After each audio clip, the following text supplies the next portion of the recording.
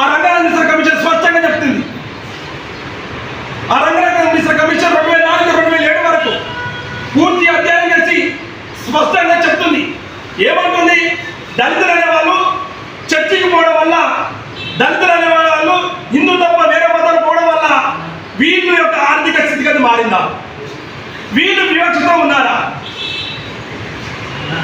ఈ అంశం మీద స్పష్టంగా ఆ కమిషన్ స్పష్టమైన రిపోర్ట్ ఇచ్చింది. ఏమైతే దత్తకరణ షెడ్యూల్ కులాల ఎస్సీగా గుర్తించి రాజ్యాంగపరమైన రక్షణ కల్పించాలని ఇది ఇవ్వడం జరిగింది. మండల కమిషన్ అయితే, అదేవిధంగా కాగా కలెక్టర్ కమిషన్ అయితే రంగాల ప్రకారం చెప్పింది.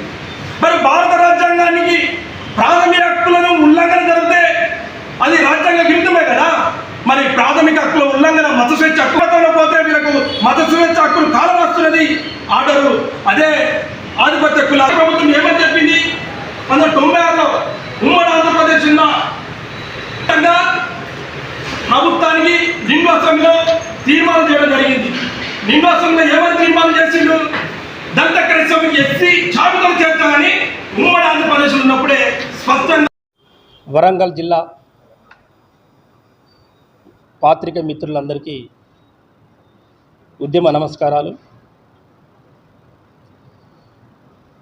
ఈ ప్రెస్ మీటు వ్యక్తి కోసమో కాదు, 77 సంవత్సరాల నుంచి వెళ్ళి వివక్షకు గురవుతున్న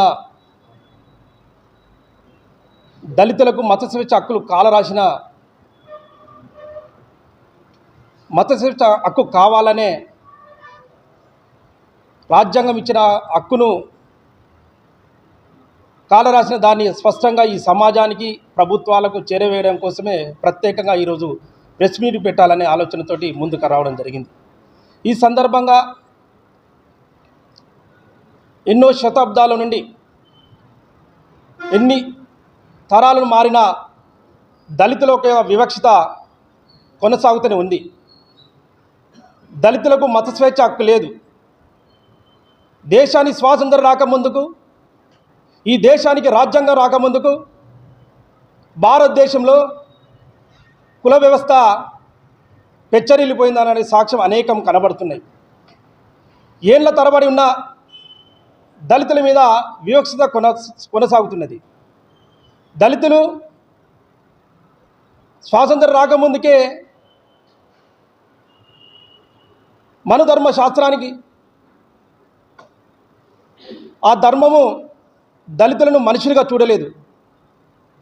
దళితులను దేవాలయాలకు రాకుండా, చదువుకోకుండా, ఒకవేళ దళితులు చదువుకుంటే సీసాలు పోసిళ్ళు, చదువుకుంటే నాలుకలు తెగకోసిళ్ళు అని చరిత్ర మన కళ్ళ ముందు ఉన్నదనే సాక్ష్యం మనకు కనబడుతుంది.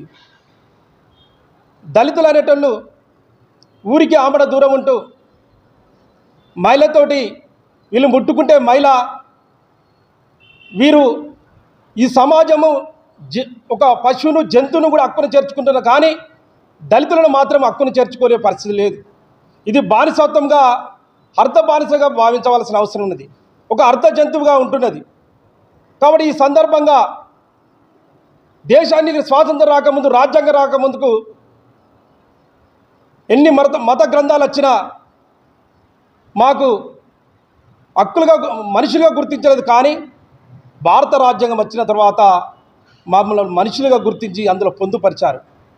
మరి భారతదేశం స్వాతంత్రం వచ్చింది, దేశం మొత్తము సంతోషపడుతున్న క్రమంలో 1947 ఆగస్టు 15వ తారీఖున దేశానికి స్వాతంత్రం వచ్చింది. కానీ దళితుల యొక్క స్థితిగతులు అక్కడనే ఉన్నాయి. కానీ రాజ్యాంగం ద్వారా బాబాసాహెబ్ అంబేద్కర్ 1950 జనవరి 26వ తారీఖున భారత రాజ్యాంగాన్ని ఆమోదం తెలిపిన తర్వాత మనం ప్రత్యేకంగా ఈ యొక్క గ్రంథమే మా జీవితాలకు ఒక వెలుగునించిందని ఈ సందర్భంగా తెలియజేస్తున్నాం. కాబట్టి భారత రాజ్యాంగము చెప్పిన దాని 77 సంవత్సరాలు అవుతుంది. ఇంతవరకు పరిపాలన దాని మీద ప్రమాణం చేస్తున్నారు. కానీ ఈ దళితులకు, ఈ కిందున్న వర్గాలకు న్యాయం జరుగుతలేదు. ఇంకా వివక్ష కొనసాగుతున్నది. ఎన్ని తరాలు గడిచినా దళితులకు కొనసాగుతుంది కదా ఈ కుట్రలు, వివక్షత. మరి మనిషి అనే వ్యక్తి చంద్రమండలంలోనే తిరుగుతున్నా, ఈ భూమి మీద కాదు, చంద్రమండలంలో ఉంటున్నాడు ఈ ఆధునిక టెక్నాలజీలో.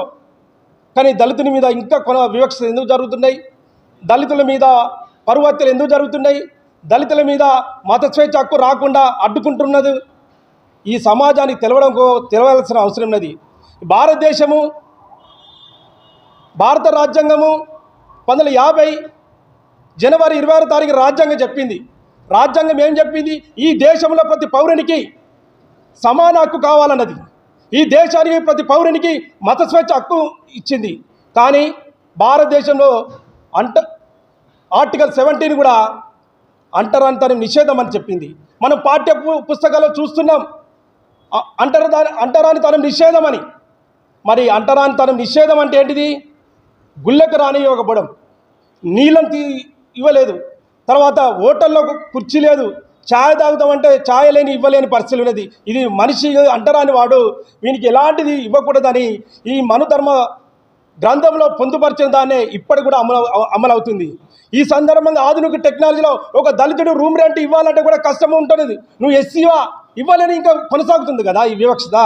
ఈ వివక్షత కొనసాగేంత వరకు కులాలకు రిజర్వేషన్ ఇవ్వాల్సిన అవసరం ఉన్నది. కాబట్టి ఈ సందర్భంగా ఈ విషయాన్ని స్పష్టంగా చెప్పదలుచుకున్నాం.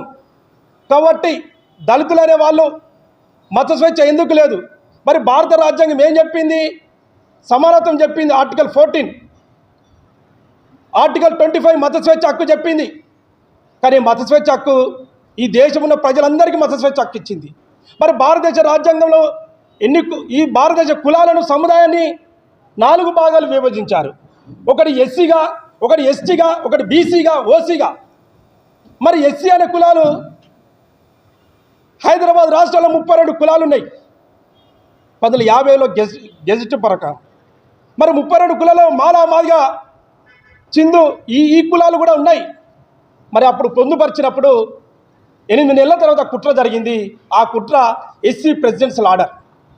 ఎస్సీ ప్రెసిడెన్షియల్ ఆర్డరు, రాష్ట్రపతి ఉత్తర్వులు, ఎస్సీ ప్రెసిడెంట్ ఆర్డర్ పారత్రి దళితులకు మత స్వేచ్ఛ హక్కు కాలరాయడం జరిగింది. ఆగస్టు 10వ తారీఖున మా దళితులకు మత స్వేచ్ఛ హక్కు కాల రాసిన సందర్భంగా అప్పటి నుంచి ఇప్పటి వరకు 77 సంవత్సరాలు అవుతుంది. మా కుట్రలను మేము భగ్నం చేయాల్సిన అవసరం ఉన్నది. ఆ వివక్షను తొలగించడం కోసమే నిరంతరం పోరాటం చేయడానికి మాకు ప్రయాణం చేస్తున్నాం.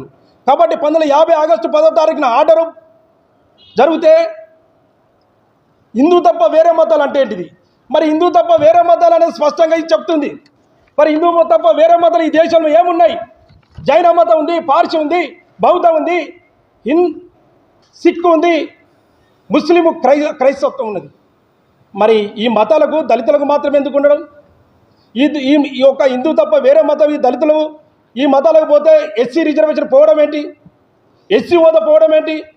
మరి ఓసీలో కులాలు బాపన, బ్రాహ్మణ, రెడ్డి, వెలుమ, కమ్మ, నాయుడు అనేటోళ్ళు ఉన్నారు కదా. మరి ఆధిపత్య కులాలకు లేని దళితులకు మాత్రము ఈ ఎస్సీ హోదా తోటి మా రిజర్వేషన్ కాల రాయడం ఏంటి? మరి బీసీలలో కులాలు చూస్తే గౌడ్స్, యాదవులు, మున్నూరు కాపు, ముదిరాజు, చాకలి, కమ్మ, రెడ్డి సంబంధించిన వాళ్ళు ఉన్నారు. మరి వీళ్ళు కూడా వాళ్ళకు హిందూ తప్ప వేరే మతంలో పోయిన మత స్వేచ్ఛ హక్కు వీరికి కూడా ఉన్నది.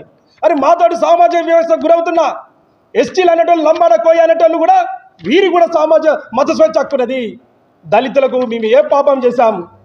వేల సంవత్సరాల నుంచి మమ్మల్ని ఊరికామడ దూరం ఉండి మీరు చదువుకుంటే తల నరికేసేవారు, నాలుక కోసేవారు.